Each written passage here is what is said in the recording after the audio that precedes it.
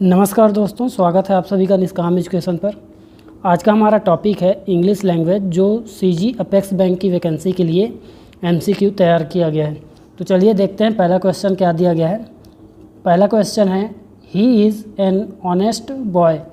ये एक सेंटेंस दिया गया है। In this sentence adjective is, आपको एडजेक्टिव छांटना है।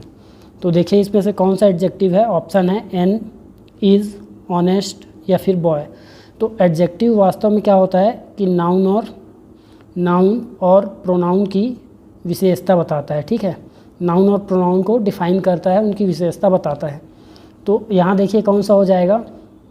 यहाँ बॉय एक नाउन है। ठीक है, बॉय क्या है, एक नाउन है जिसकी विशेषता बता रहा है ऑनेस्ट वर्ड। तो ये ऑनेस्ट क्या हो जाएगा, यहाँ पास एडजेक्टिव हो जाएगा। इसके बाद नेक्स्ट क्वेश्चन देखते हैं। नेक्स्ट क्वेश्चन है, he was beaten in his own game. ठीक है, ये सेंटेंस दिया गया है कि वह अपने ही खेल में हार गया या हराया गया। He was beaten in his own game. तो द अंडरलाइंड वर्ड इज़, तो जो ये ओन वर्ड है ये कौन सा है, कौन सा एडजेक्टिव है पूछा गया है। ऑप्शन है एडजेक्टिव ऑफ क्वालिटी या फिर एम्फेटिक एडजेक्टिव या फिर न्यूमेरिकल एडजेक्टिव या एक्सक्लेमेटरी एडजेक्टिव है। तो देखिए ये एडजेक्टिव ऑफ क्वालिटी क्या होता है कि गुणवत्ता से विशेषता बताता है, अर्थात किसी की क्वालिटी बताते हुए उसकी विशेषता बताएं, तब वहाँ पास होता है ये एडजेक्टिव ऑफ क्वालिटी। जैसे अगली या ब्यूटीफुल दोनों आ सकते हैं इसमें। हैवी, ब्लैक, वाइट, ये सारे वर्ड किसके लिए यूज़ होंगे, एडजेक्टिव ऑफ क्वालिटी के लिए। लेकिन एम्फेटिक एडजेक्टिव क्या होता है, जब हम प्रभावपूर्ण विशेषता बताते हैं, जब किसी पर प्रभाव डालते हुए उसकी विशेषता बताया जाए, तब वहाँ क्या होता है, एम्फेटिक एडजेक्टिव होता है। यहाँ देखिए यहाँ पास ओन वर्ड जो है गेम पर प्रभाव डाल रहा है कि उसी के खेल में, ठीक है, उसी के खेल में उसे हराया गया। तो ये ओन वर्ड जो है ये इसमें क्या कर रहा है, प्रभाव डाल रहा है गेम पर। तो यहाँ पास एम्फेटिक एडजेक्टिव करेक्ट आंसर हो जाएगा, ऑप्शन नंबर बी। फिर ऑप्शन सी में न्यूमेरिकल एडजेक्टिव दिया गया है। न्यूमेरिकल एडजेक्टिव क्या होगा, कोई भी संख्यावाची वर्ड क्या होंगे, न्यूमेरिकल एडजेक्टिव होंगे। कोई भी नंबर हो सकता है, ठीक है, कोई भी नंबर न्यूमेरिकल एडजेक्टिव होगा। नंबर के अलावा और कौन कौन से कुछ वर्ड होते हैं वो आ जाएंगे। कौन कौन से होंगे, जैसे कि फ्यू, लिटिल, ठीक है, फ्यू, लिटिल, मैनी, और ये सारे वर्ड क्या होंगे, सेवरल, वन, ये सारे वर्ड क्या हो जाएंगे, न्यूमेरिकल एडजेक्टिव। इसके बाद एक्सक्लेमेटरी एडजेक्टिव, जहाँ आपके इस टाइप के ये जो एक्सक्लेमेटरी साइन है ये यूज होता है। ठीक है, और इसमें कौन कौन से होते हैं, जहाँ पास आश्चर्य की बात हो। ठीक है, तो इसमें क्या वर्ड यूज़ होते हैं, व्हाट, विच, हाउ, ठीक है, ये सारे वर्ड यूज़ होंगे एक्सक्लेमेटरी एडजेक्टिव में। इसके बाद नेक्स्ट क्वेश्चन देखते हैं। नेक्स्ट है, what is the plural of donkey. ठीक है, यहाँ डंकी वर्ड दिया गया है, इसका प्लूरल क्या होगा। तो देखिए जब भी किसी भी वर्ड के लास्ट में वाई हो, ठीक है, तो प्लूरल बनाने के यहाँ पास दो रूल होते हैं। पहला क्या है कि उसमें आप यदि क्या हो, कॉन्सोनेंट हो, वाई के पहले क्या हो, कॉन्सोनेंट हो, तो वहाँ पास हम वाई को हटा देते हैं और वाई के जगह में IES लगा देते हैं। लेकिन यदि वाई के जगह में वाई से पहले क्या हो, वोवेल हो, ठीक है, वाई के पहले क्या हो, वोवेल हो, तो वहाँ पास हम क्या करते हैं, वाई को हटाते नहीं हैं, बल्कि वाई के बाद हम क्या लगाते हैं, एस या फिर ES लगाकर प्लूरल बनाते हैं। तो यही कंडीशन यहाँ पास भी अप्लाई होगा। देखिए यहाँ पास वाई से पहले क्या है, ई है, जो एक वोवेल है, इसलिए यहाँ पास इसका करेक्ट आंसर हो जाएगा ऑप्शन नंबर ए। ठीक है, एस लगाकर इसका प्लूरल बना देंगे। फिर नेक्स्ट क्वेश्चन देखिए। नेक्स्ट है, plural of ox is. Ox का प्लूरल क्या होगा। ऑप्शन है ऑक्सेन, ऑक्सेज या OXS या नॉन ऑफ द अबव। तो देखिए यहाँ पास क्या होगा, जब भी किसी भी वर्ड के लास्ट में, ठीक है, अंतिम अक्षर जो लास्ट अल्फ़ाबेट होता है वह अगर O है, CH है, SS है या SH है या फिर X है, ठीक है, ये सारे वर्ड हों तो आप क्या लगाओगे, ES लगाओगे। ठीक है, ES लगाते हैं प्लूरल बनाने के लिए। लेकिन यहाँ पास ये अपवाद है, ठीक है, ये अपवाद हो जाएगा। इसमें क्या करेंगे हम, EN जोड़ के प्लूरल बनाएंगे, ऑप्शन नंबर ए यहाँ पास करेक्ट आंसर हो जाएगा। बाकी जगह ये वाली स्थिति लागू होगी। फिर नेक्स्ट क्वेश्चन देखिए, नेक्स्ट है which of the following is a masculine gender. Option है बी ड्रैग, काइट या फिर नॉन ऑफ देम। तो देखिए बी और काइट दोनों ही फेमिनाइन में आएंगे, दोनों ही क्या हैं, फेमिनाइन है, ठीक है। तो यहाँ पास ये ड्रैग जो है, ये ड्रैग क्या है, डक का मास्कुलाइन जेंडर है, बतख का, ठीक है। फिर नेक्स्ट क्वेश्चन देखिए, तो इसलिए यहाँ पास ऑप्शन बी करेक्ट आंसर हो जाएगा, ठीक है। नेक्स्ट देखते हैं, नेक्स्ट क्वेश्चन है she was be supporting her, she has been, यहाँ सी हैज़ बीन आएगा, ठीक है। She has been supporting her family dash her husband's death. Option है ऑन, एट, फॉर, सिंस। तो यहाँ पास इसका पहले तो देखिए यहाँ पास टाइम कौन सा बता रहा है। यदि हम इस वाक्य का ट्रांसलेट करें तो वह अपने फैमिली को सपोर्ट कर रही है अपने हर हस्बैंड्स डेथ, मतलब अपने पति की मृत्यु के बाद से, ठीक है। अपने पति की मृत्यु के बाद से सपोर्ट कर रही है अपनी फैमिली को। तो यहाँ देखिए यहाँ पास जो टाइम दिया गया है वो पॉइंट ऑफ टाइम है, ठीक है। एक पॉइंट दे दिया है टाइम का, यहाँ से इसका समय काल आरंभ हो रहा है। तो ये क्या हो जाए, पॉइंट ऑफ टाइम हो गया, ठीक है। ये क्या हो गया, पॉइंट ऑफ टाइम। और एक स्थिति होती है पीरियड ऑफ टाइम।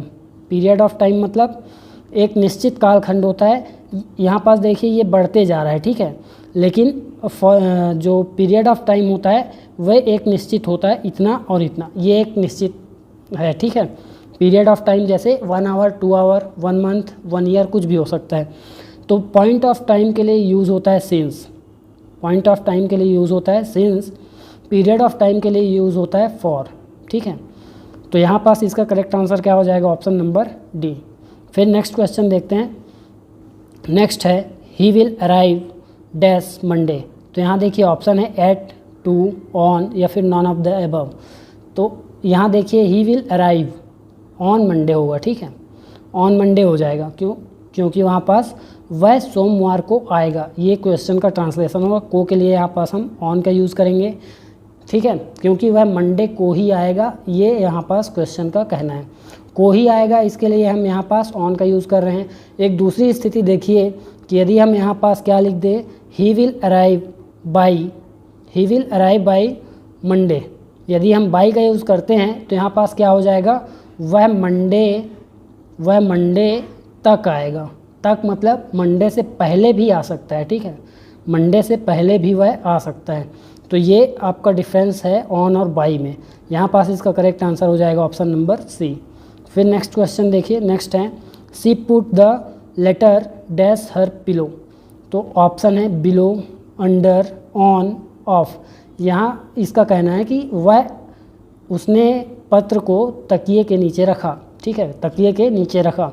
तो यहाँ के नीचे के लिए हमें वर्ड छांटना है, कौन सा सही प्रीपोजिशन होगा। ऑप्शन है बिलो और अंडर, दो में आएगा के नीचे, बाकी ये दोनों तो नहीं हो सकते, ये दोनों नहीं होंगे। बिलो और अंडर में यहाँ पास हो सकता है कन्फ्यूजन, ठीक है। तो यहाँ देखिए बिलो और अंडर दोनों का मतलब होता है के नीचे, लेकिन देखिए क्या होता है, जब कोई वस्तु ये एक वस्तु है मान लीजिए और ये एक दूसरी वस्तु है, तो ये वस्तु जब इस वस्तु को पूरी तरह ढक लेती है, ठीक है, कवर कर लेती है, तब वहाँ पास अंडर का यूज़ होता है, ना कि बिलो का, ठीक है।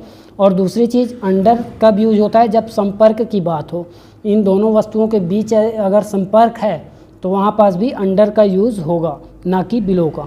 तो यहाँ करेक्ट आंसर आ जाएगा क्या, ऑप्शन नंबर बी। इसके बाद नेक्स्ट क्वेश्चन देखिए, नेक्स्ट है रवीना इज़ डैश प्रिटीएस्ट है, यहाँ पास टी लगा लेंगे, यहाँ पास prettiest girl in this office. Option है ए, एन, द या फिर नॉन ऑफ द अबव। तो यहाँ क्या हो जाएगा, देखिए प्रिटीएस्ट क्या है, यहाँ पास सुपरलेटिव डिग्री है, ठीक है, सुपरलेटिव डिग्री है, इसलिए यहाँ पास इस डिग्री के पहले क्या यूज़ होगा, द का यूज़ होगा। तो यहाँ option number C correct answer हो गया। फिर नेक्स्ट क्वेश्चन देखिए, नेक्स्ट है this is dash my largest shelf in this library. तो ये मेरा सबसे बड़ा सेल्फ है इस लाइब्रेरी में। यहाँ पास देखिए डैश के जगह में क्या आएगा, सबसे पहले तो ये ध्यान दीजिए लार्जेस्ट क्या है, एक सुपरलेटिव डिग्री है, ठीक है। और माई क्या है, माई एक पजेसिव प्रोनाउन है, पजेसिव प्रोनाउन है, ठीक है। लेकिन ध्यान दीजिए, जब भी कोई सुपरलेटिव डिग्री हो, ठीक है, ये एक सुपरलेटिव डिग्री है, तो इससे पहले आप या तो क्या लगाएंगे, पजेसिव प्रोनाउन लगाएंगे, या फिर क्या लगाएंगे, एक आर्टिकल लगाएंगे। कौन सा आर्टिकल, द का यूज़ करेंगे। और या तो आप इसका यूज़ करेंगे या तो इसका, दोनों का एक साथ यूज़ नहीं होगा। इसलिए यहाँ पास आपका ऑप्शन नंबर डी करेक्ट हो जाएगा। यहाँ पास कोई भी आर्टिकल नहीं लगेगा, ठीक है, तो 0 आर्टिकल हो जाएगा। ऑप्शन डी करेक्ट आंसर है। फिर नेक्स्ट क्वेश्चन देखिए, नेक्स्ट है रिया डैश डॉग इज़ क्यूट। यहाँ कट नहीं, क्यूट है, ठीक है, कट नहीं है बल्कि क्यूट है। तो Riya dash dog is cute just arrive, मतलब रिया जिसका डॉग क्यूट है वह अभी जस्ट अराइव्ड यानी पहुंची है। तो इसमें देखिए डैश के जगह में क्या आएगा, दैट, हु, हुम या हुज। मैंने बोला जिसका, ठीक है, जिसका, तो जिसका के लिए क्या यूज़ होगा यहाँ, हुज, ठीक है, हुज यूज़ होगा। ऑप्शन नंबर डी यहाँ पास करेक्ट आंसर होगा। फिर नेक्स्ट क्वेश्चन देखिए, नेक्स्ट है this sum is dash difficult than that. तो देखिए यहाँ पास कंपेयर किया जा रहा है, ठीक है, क्या है, यह जो योग है, ठीक है, यह योग उससे कठिन है। इसका मतलब क्या है कि आप दो चीज़ों में क्या कर रहे हैं, इन दो चीज़ों में कंपेयर कर रहे हैं। और जब भी कंपेयर हो तो वहाँ पास कॉम्परेटिव डिग्री का यूज़ होता है, और कॉम्परेटिव डिग्री का यूज़ होगा, मतलब यहाँ पास ऑप्शन बी करेक्ट हो जाएगा। This sum is more difficult, ठीक है, मोर डिफ़िकल्ट देन डैट। फिर नेक्स्ट देखिए ऑप्शन मतलब question 13, choose the correct synonym of scold. Scold मतलब क्या होता है, डांटना, ठीक है, स्कॉल्ड मतलब क्या होता है, डांटना या फिर फटकार लगाना, डांटना या फिर फटकार लगाना स्कॉल्ड का मतलब होता है। यहाँ देखिए रेल, रैश, सैन या स्कॉर्चिंग दिया हुआ है, ठीक है, 4 ऑप्शन दिए गए हैं। रेल का मतलब क्या होता है, ताना मारना, ताना मारना या फिर गाली देना, ठीक है, ताना मारना या फिर गाली देना क्या होता है, रेल। और तो यहाँ पास इसका करेक्ट आंसर क्या हो जाएगा, option number A he correct answer हो जाएगा, ठीक है। और रैश मतलब खरोंच आना होता है। सैन मतलब क्या होता है, स्वस्थ या समझदार, स्वस्थ और समझदार 2 अर्थ होते हैं इसके, ठीक है। इसके बाद स्कॉर्चिंग का मतलब होता है उष्णता या फिर गर्मी, ठीक है, ये हुए। लेकिन यहाँ पास ऑप्शन ए आपका करेक्ट है, रेल। रेल मतलब होता है ताना मारना या फिर गाली देना।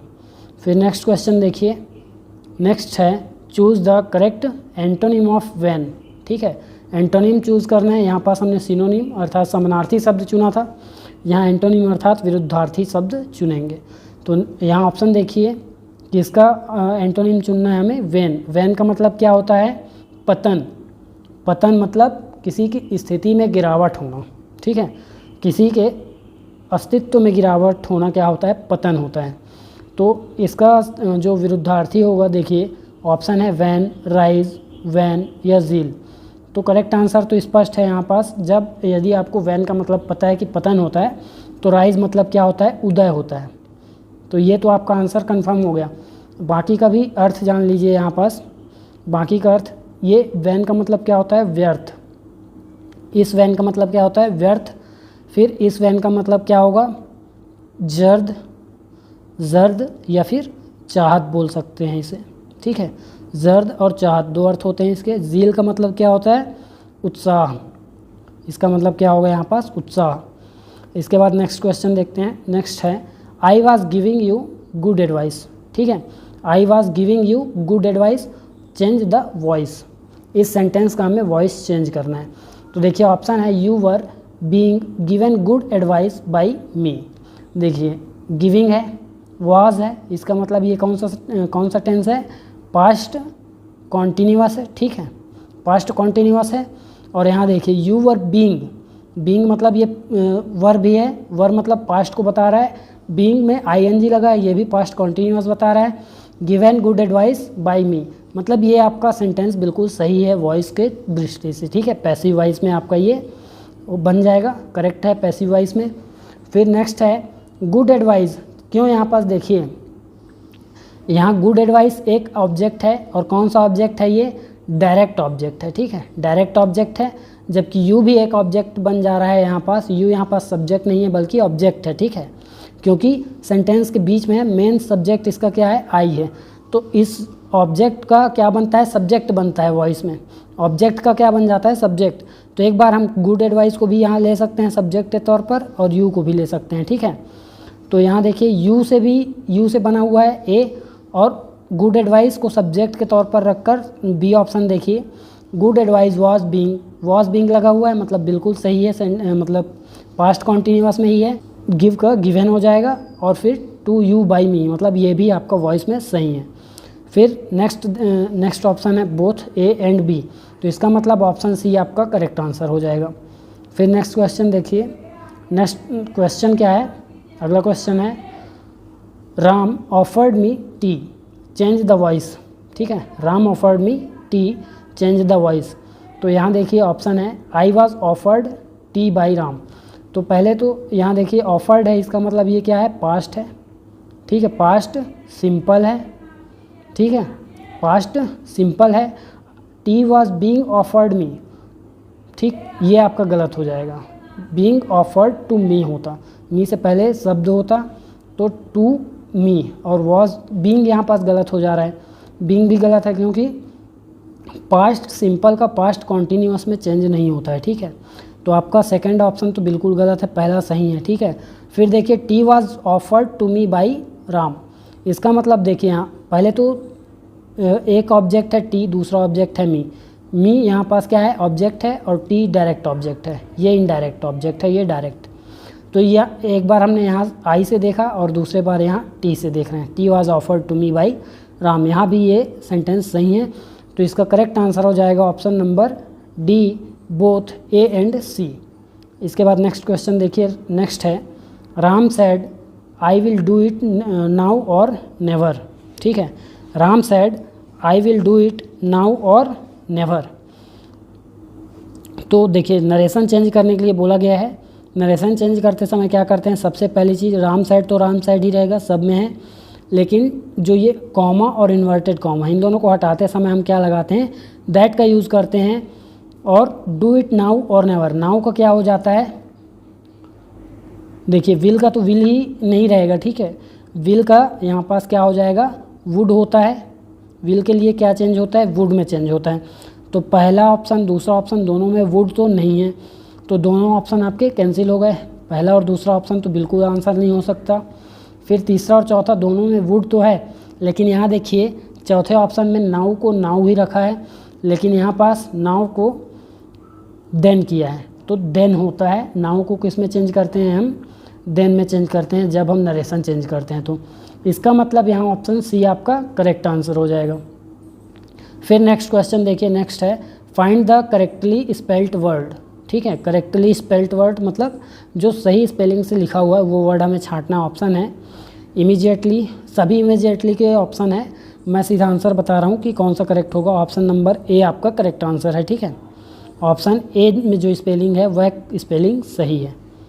इसके बाद नेक्स्ट क्वेश्चन देखिए, नेक्स्ट है to bite the dust, to bite the dust means return to home, connected to the base, to be defeated या फिर रिसीव एप्लॉज।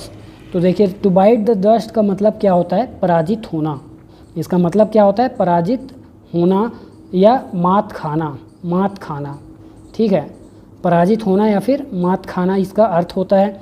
इसका मतलब यहाँ पास कौन सा करेक्ट हो जाएगा, तो to be defeated, option C यहाँ करेक्ट आंसर हो जाएगा। फिर लास्ट क्वेश्चन देखिए, लास्ट क्वेश्चन क्या है, one who eat too much, one who eat too much मतलब एक व्यक्ति जो बहुत खाता है, इसका मतलब उसके लिए एक शब्द में क्या यूज़ होगा ये पूछा गया है, क्या ओवरवेट यूज़ होगा, ग्लटन यूज़ होगा, कॉर्पुलेंट यूज़ होगा या फिर ओबेस यूज़ होगा। तो इसका करेक्ट आंसर हो जाएगा ऑप्शन नंबर बी, ग्लटन, जो ज़्यादा खाता है उसके लिए यूज़ होता है क्या, ग्लटन, ठीक है, क्या यूज़ होता है, ऑप्शन बी करेक्ट आंसर है, ठीक है। इसी के साथ जो इंग्लिश का ये फर्स्ट पार्ट है आपका समाप्त होता है, और इसी प्रकार के अपेक्स बैंक के साथ साथ अभी राज्य में जो भी वैकेंसी, छत्तीसगढ़ राज्य की जितनी भी वैकेंसी है उसके संबंधित क्लासों के लिए जुड़े रहिए हमारे चैनल से। वीडियो में अंत तक बने रहने के लिए धन्यवाद।